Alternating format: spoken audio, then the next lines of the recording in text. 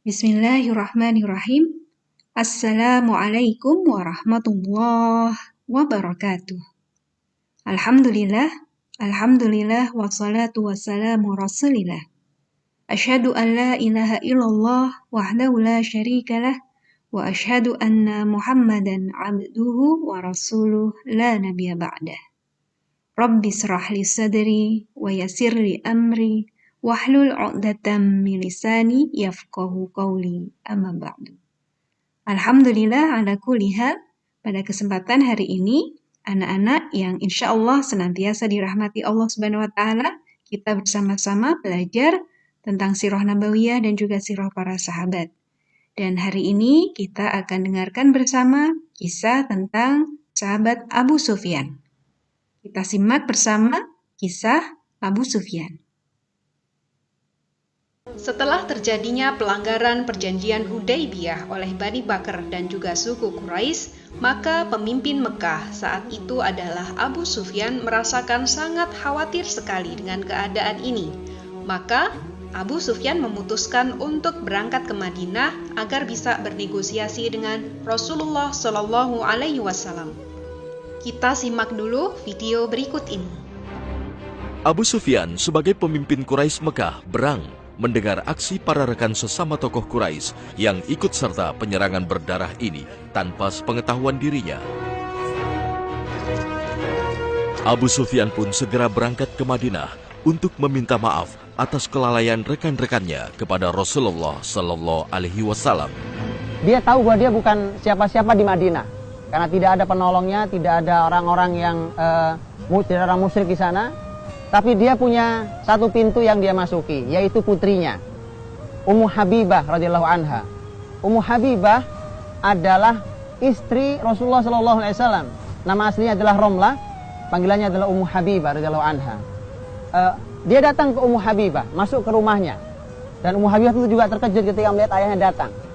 Saat ayahnya datang, masuk ke rumahnya, kemudian dipersilakan masuk karena walaupun dia musyrik dia ayahnya. Kemudian ada hamparan, dan Abu Sufyan tidak duduk di sana, ditarik hamparan itu oleh Ummu Habibah. Ayahnya kaget. Mengapa kau tarik ini? Apa kamu tidak suka aku duduk di sini? Jawaban Ummu Habibah adalah, ini adalah hamparan Rasulullah Shallallahu Alaihi Wasallam. Sementara engkau masih musyrik, engkau masih kotor. Jangan duduk di hamparan Rasulullah Shallallahu Alaihi Wasallam. Maka inilah yang terjadi, sehingga dia mencoba untuk masuk kepada putrinya, dan putrinya pun menolak. Abu Sufyan menyadari betul akan akibat pengkhianatan yang dilakukan rekan-rekannya. Benar saja, sesampainya di Madinah, Rasulullah Shallallahu Alaihi Wasallam yang tengah berada di Masjid Nabawi tak mau menemuinya, apalagi berbicara dengan tokoh Quraisy yang satu ini. Karena melanggar perjanjian merupakan pengkhianatan besar dalam agama, bahkan dalam tradisi Arab Quraisy sendiri. Ya Muhammad, قومك لم ينقضوا عهدك في الحديبية وها أنا ذا أجيب لأصلح ما أفسد الأعراب. لما تدير وجهك عني يا محمد؟ تمهل يا محمد، لا تذهب. نصوص القوافل من الأعراب هم الذين نقضوا عهد الحديبية. لما تحملوننا أوزارهم؟ كانت الغارة بليل، فكيف يقول من رآنا إنه رآنا؟ يا براء، أنا في مدينتك. يا حذيفة، بحق ما بيننا من قربة يجب أن يسمعني أحد. يا أبا بكر، يا عمر، يا علي، ألا من يجيرني؟ أنا سيد قريش، أنا مكة، أنا أبو سفيان. كيف أوهان؟ لأنك لا تحفظ عهدا ولا أمانة.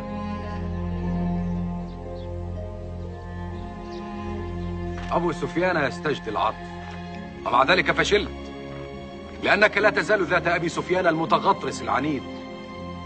إنك تأبى أن تعبد الله وحده. لم أكن أعرف أنك انقلبت كل هذا المنقلب. نعم، ولكن من الكفر إلى الإيمان. ماذا أقول؟ هزمت وغلبني على أمري راعي أغنام في مكة، أم أقول إنه دينه الذي بدأ برجل وغلامين وامرأة. وهذا الدين الذي غرس في 4 أنفس. ألا ترى أن يدا قادرة هي التي تعهدت؟ ولماذا لم تختر هذه اليد رجلا عظيما من القريتين؟ أسرع، كل رجل هنا يدينك. عد إلى مكة، قل لهم زهقت آلهتكم، لا جدوى من مناجزة الله.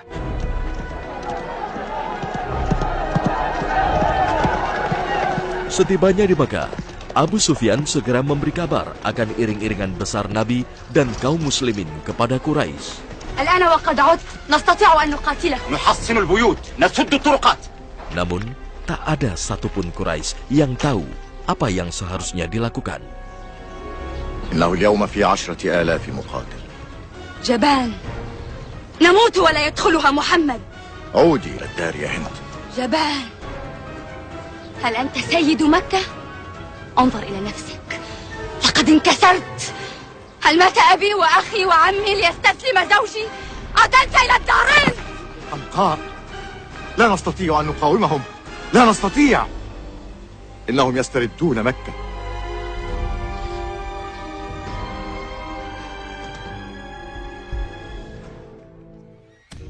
Rasulullah Shallallahu Alaihi Wasallam kemudian mengumpulkan kaum muslimin untuk berangkat menuju ke Mekah.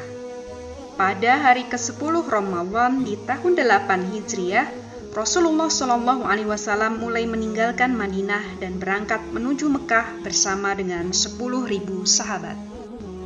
Ketika Rasulullah Shallallahu Alaihi Wasallam tiba di Juhfah atau setelah melewati Juhfah, beliau bertemu dengan paman beliau yang bernama Al-Abbas bin Abdul Muttalib, yang saat itu telah masuk Islam dan hijrah bersama seluruh keluarganya. Kemudian setiba di Abwa, beliau juga bertemu dengan anak paman beliau bernama Abu Sufyan bin Al-Harith bin Abdul Muttalib dan anak bibi beliau Abdullah bin Abu Umayyah. Ketika itu Rasulullah Shallallahu Alaihi Wasallam menolak untuk bertemu dengan mereka berdua karena mereka berdua memiliki permusuhan yang sangat besar kepada Rasulullah Shallallahu Alaihi Wasallam sebelumnya. Ali bin Abi Thalib memberikan saran kepada Abu Sufyan bin Al-Haris. Temuilah Rasulullah Shallallahu Alaihi Wasallam langsung di hadapan beliau. Lalu katakan seperti yang dikatakan oleh saudara-saudara Yusuf kepada Yusuf. Demi Allah, sesungguhnya Allah telah melebihkan kamu atas kami, dan kami adalah orang-orang yang bersalah atau berdosa. Surat Yusuf ayat 91. Maka Abu Sufyan bin Al-Haris pun mengikuti saran dari Ali bin Abi Thalib. Dia menjumpai Rasulullah Shallallahu Alaihi Wasallam dan mengatakan seperti apa yang disarankan oleh Ali tadi. Mendengar kalimat Abu Sufyan bin Al-Haris, sepupunya, maka Rasulullah Shallallahu Alaihi Wasallam bersabda kepada Abu Sufyan bin Al-Haris, "Pada hari ini tak ada cercaan terhadap kalian. Mudah-mudahan Allah mengampuni kalian dan Dia yang Maha Penyayang di antara para penyayang." Surat Yusuf ayat 92. Dua sepupu Nabi Shallallahu Alaihi Wasallam yang dulu sangat gigih mengusir Rasulullah Shallallahu Alaihi Wasallam dari Mekah, kini pun mereka kemudian mendapati hidayah dan masuk Islam. Lalu bagaimana dengan Abu Sufyan bin Harb yang merupakan pemimpin Mekah?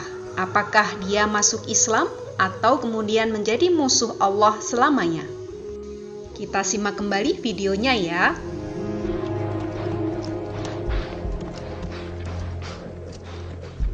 Pada malam hari, Abu Sufyan membayangi perkemahan Nabi dan Muslimin di kawasan Mari Zahran. Perkemahan yang diterangi tak kurang dari 10.000 obor membuat gentar tokoh Quraisy ini. أشم رائحة خبزهم. ربما جاءوا غير مقاتلين. هذا ما أرجو. لا أحسبهم يسبحون دما على أعتاب بيوتهم. طردناهم من مكة. Lagi-lagi terdorong hatinya untuk kembali bernegosiasi dengan muslimin. ما زال بوسعنا المساومة. Namun upaya inilah yang justru mengantarkan Abu Sufyan kepada hidayah Allah.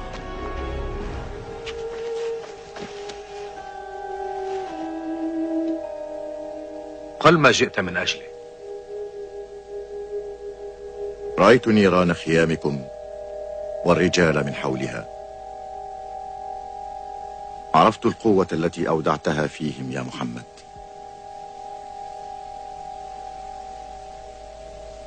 والآن لو وافقت على أن أما زلت تضع الشروط يا أبا سفيان؟ أبا سفيان، متى يخشع قلبك لما نزل على رسول الله من الحق؟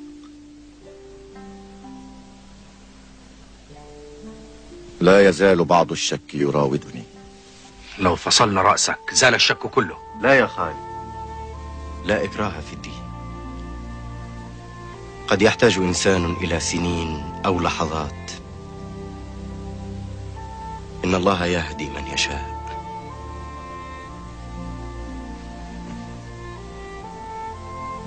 أيها العبد الأسود، أنت مثل أعلى. أنا لست إلا ما أعطاني ربي. نعم، لو كان في آلهتي خير ما تخلت عني.